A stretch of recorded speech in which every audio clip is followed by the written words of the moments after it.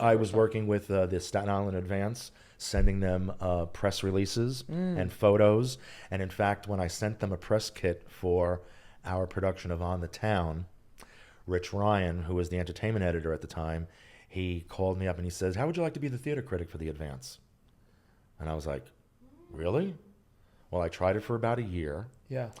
But when you're reviewing your friends and reviewing people who you worked with, and one of the ladies in the theater community sent me a note addressed to my home address saying, "You were a little too hard on this production of Much Ado About Nothing, about the set and whatever. Don't you realize, coming from community theater, that how many hours are put into a production?" And I thought, I'm going to step down from being a theater critic.